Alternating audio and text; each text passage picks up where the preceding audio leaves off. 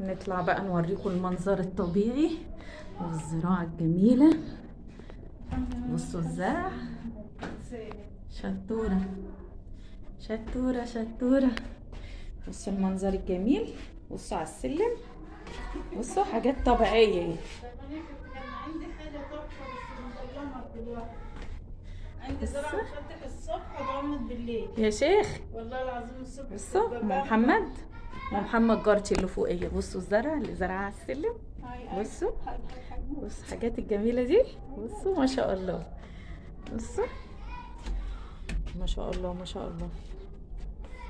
دي بتفتح الصبح تبقى بامبا كده اهو وتضلم العصر.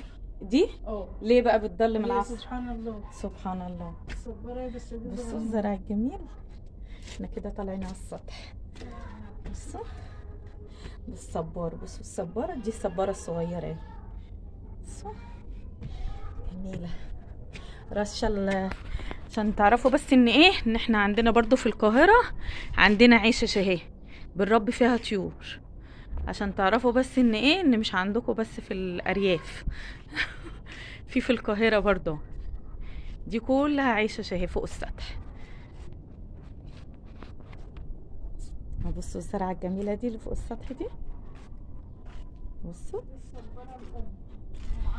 بصوا دي الكبيرة، دي الصبارة الكبيرة. بصوا عيالها جدتها تحت منها جميلة شهر. بصوا ده الصبار ده بقى ناخده كده، ناخد حتة كده ونعمل بيها ايه، ونعمل بيها البشرة. جميل جدا جدا. هاخد حتة واعمل لكم فيديو ايه بعد ده.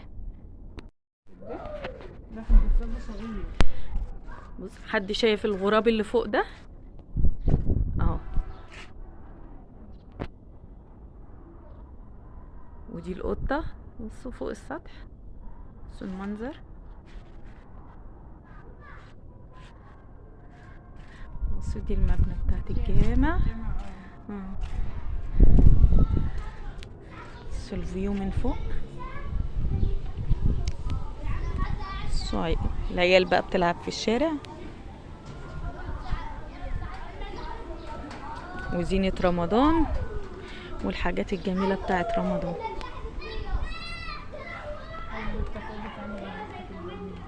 الايه؟ كله عامل عشش اهوت، كله عامل عشش طيور فوق السطح، فوق السطوح.